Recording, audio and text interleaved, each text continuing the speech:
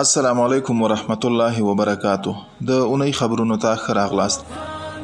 د افغانستان اسلامي امارت د کابینې اتلسمه غونډه چې د رئیس الوزرا الحاج ملا محمد حسن اخوند په مشرۍ ترسره شوه، پکې ټولګټو چارو وزارت ته دنده وسپارل شوه چې د راتلونکي کال وري میاشتې په لومړیو کې د کابل لوګر لوی لارې سړک جوړولو چارې پیل کړي او پاتې چارې بشپړې کړي. همداراز په غونډه کې د چاپیریال ساتنې ملي ادارې له لوري چمتو شوي د نیالګیو کېنولو 10 کلنه طرحه تایید شوه او نظامي کمیسیون ته دنده وسپارل شوه چې د قاچاقبرانو او مخدره موادو په قاچاق کې ښکېلو کسانو د فعالیت ځایونو او ممنوعه موادو د کشف په اړه پرېکنده اقدامات ترسره کړي.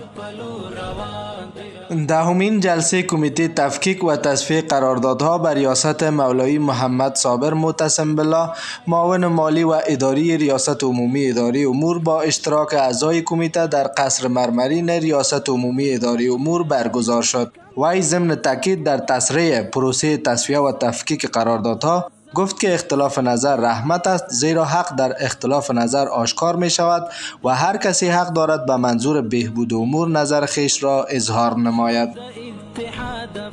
د چارو ادارې لوی رئیس شیخ الحدیث مولوی نور الحق انور د یو شمېر امارتي وزارتونو او ادارو د پلان او راپور ورکولو مسؤلینو ته د پایلو پر بنسټ د کلنی پلان او راپور جوړونې ورکشاپ پرانست غونډه کې وویل چې امارتي مسؤلین مکلف دي چې خپل اداري چارې له پلان سره سمې سرته ورسوي چې په دې سره اهداف په ښه توګه ترلاسه کیږي.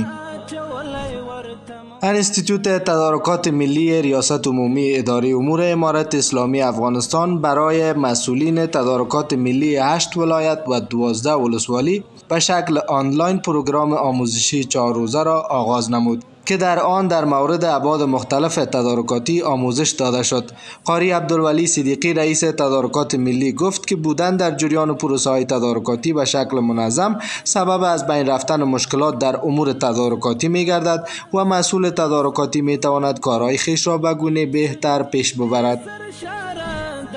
د څارنې او پالیسۍ مرستیال مولوی عبدالولی حقانی د صنعت او سوداګرۍ وزارت او د افغانستان سوداګرۍ خونې سره د صادراتي سندونو د توی مراحل کېدو مرکز جوړولو تفاهم لیک لاسلیک کړ. په دې اړه جوړې شوې غونډه کې د پانګونې اسانتیا رئیس انجینر احمد ضیا خالد د صادراتي سندونو د توی مراحل کېدو مرکز په جوړېدو کې د اړوندو ادارو له همکارۍ مننه وکړه او د تفاهم لیک په اړه یې معلومات وړاندې کړل.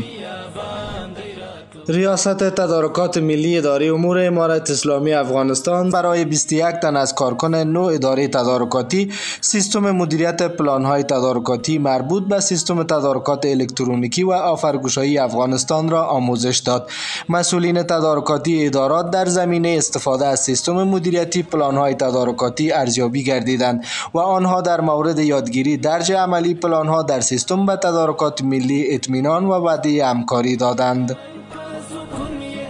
د څارنې او ارزونې ریاست له لوري د 50 امارتي ادارو څخه باندې 100 تنو کارکوونکو ته د پایلو پر بنسټ د کلنی پلان او راپور جوړونې 3 ورځنی ورکشاپ پای ته ورسېده. په دې ورکشاپ کې د پایلو پر بنسټ د کلنی پلان فارمیټ، روبوار راپور، کلنی راپور، د عمده بشپړ شویو تر کار لاندې ناپیل شویو ځنډېدلو 3 میاشتني اجراءاتو او لاسته راوړنو او یو شمېر نورو برخو په اړه ګډونوالو ته معلومات ورکړل شول.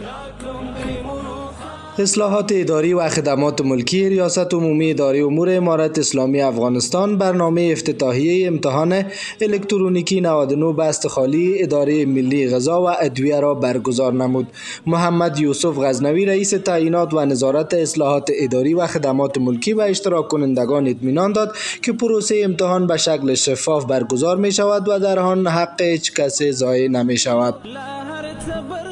د ملي تدارکاتو ریاست له لوري د برېښنایي تدارکاتو سیستم کې د 40 تدارکاتي ادارو 400 کارکوونکو ته د یاد سیستم کارولو لپاره حسابونه جوړ کړل شول. د یاد ریاست مسؤلین وایي چې دا ګام د تدارکاتي پروسو د لا شفافیت او په دې برخه کې د اسانتیا او رامنځته کولو په موخه اخیستل شوی دی.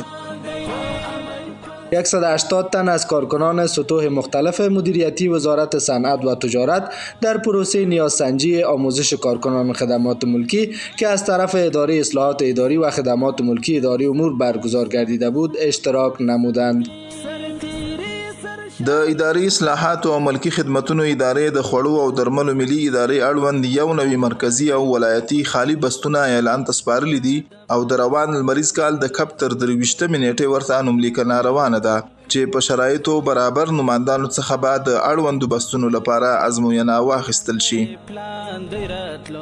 ریاست تدارکات ملی اداره امور امارت اسلامی افغانستان 3 پروژه را که مربوط ادارات مختلف میشد در حضور تعداد زیادی از نمایندگان شرکت‌های داخلی و بین المللی آفرگشایی نمود. در این جلسات مسئولین تدارکات ملی ضمن قدردانی از اشتراک نمایندگان شرکت‌ها اطمینان دادند که پروسه‌های آفرگشایی به شکل شفاف برگزار شده و حق هیچ شرکت ضایع نمی‌شود.